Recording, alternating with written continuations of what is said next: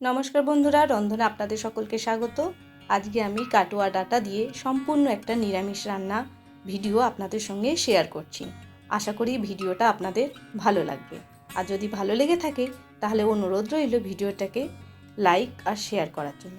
প্রথমে আমি এখানে কাটোয়া ডাঁটাটা নিয়েছি। এইভাবে ডাঁটাটাকে কেটে নিয়ে নিচের অংশটা এর আমি আঁশ ছাড়িয়ে নেব। কিভাবে আঁশটা ছাড়িয়ে নিচ্ছি আপনাদের আমি দেখিয়ে দিচ্ছি। ডাঁটার সাইডেটা এইভাবে পাতাগুলোকে ছাড়িয়ে নিয়ে অল্প একটু চোখলা ছাড়িয়ে দিয়ে এইভাবে আঁশটা ছাড়িয়ে নিচ্ছি। এইভাবে ডাঁটাটাকে কেটে আঁশগুলো ছাড়িয়ে নেব আর পাতাগুলোকে রেখে দেব অন্য কোনো রান্নার জন্য।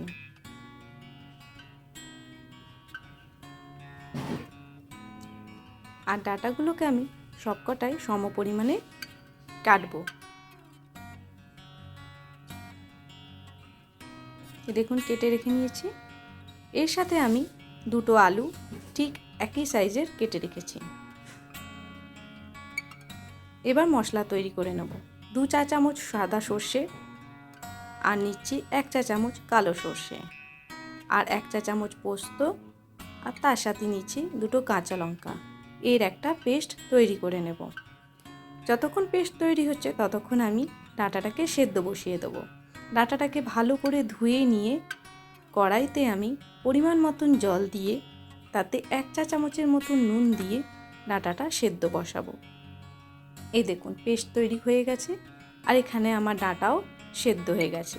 একটা ডাঁটা আপনারা নিয়ে এইভাবে কেটে দেখবেন সেদ্ধ হয়েছে কিনা। যদি সেদ্ধ হয়ে থাকে তাহলে জল ঝরিয়ে রেখে দেবেন। এবার কড়াইতে আমি 2 টেবিল চামচের মতন সর্ষের তেল দিলাম। তাতে একটা শুকনো লঙ্কা ফোড়ন দিলাম আর 1/2 চা চামচ কালো জিরে ফোড়ন দিলাম। দিয়ে ফোড়নটা 2 সেকেন্ডের মতন নাড়িয়ে নিলাম। এবার কেটে রাখা আলুটা কড়াইতে দিয়ে দিলাম।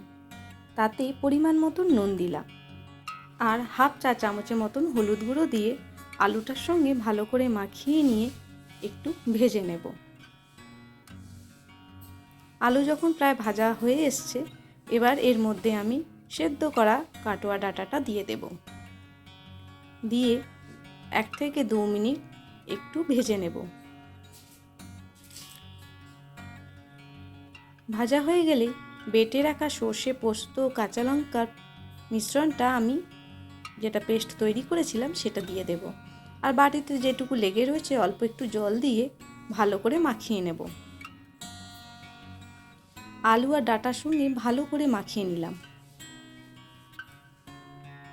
মাখিয়ে নিয়ে 2 থেকে 3 মিনিটের মতন একটু কষে নেব যাতে কাঁচা গন্ধটা চলে যায়।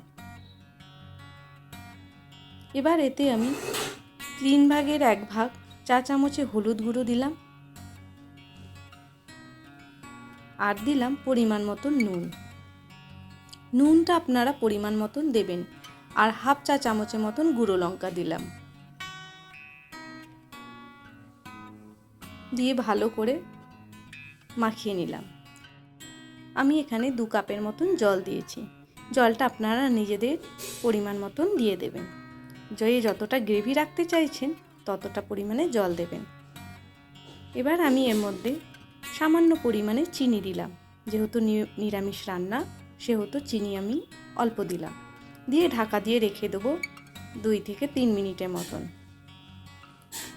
মশলাটা যাতে আলু আর ডাঁটার ভেতরে ঢুকে থাকে সেই জন্যই জলটা দেওয়া। এবার আমি যতটা গ্রেভি রাখতে চাইবো সেই পরিমাণে জলটা রাখবো। আমি এখানে গ্রেভিটা একটু ঘন রেখেছি। ব্যাস, রান্না আমার সম্পূর্ণ হয়ে গেছে। এবার খাওয়ার সময় গরম ভাতের সাথে পরিবেশন করে দিলেই দুর্দান্ত খেতে লাগে। তাহলে বন্ধুরা আপনারা অবশ্যই বাড়িতে বানাবেন। আর কে কেমনভাবে কাটোয়া ডাঁটা চচ্চড়ি বানান আমাকে অবশ্যই কমেন্ট বক্সে লিখে জানাবেন। আর দেখতে পেলেন কত সহজেই আমি রান্নাটা বানিয়েছি। তাহলে বন্ধুরা আজকে এই পর্যন্তই। পরবর্তীকালে আবার কোনো নতুন ভিডিও নিয়ে হাজির হব। আর ভালো লাগলে অবশ্যই আপনারা লাইক করে দেবেন। আর নতুন সদস্য হলে সাবস্ক্রাইব করবেন আর বেল আইকনটা অবশ্যই ক্লিক করবেন। ধন্যবাদ।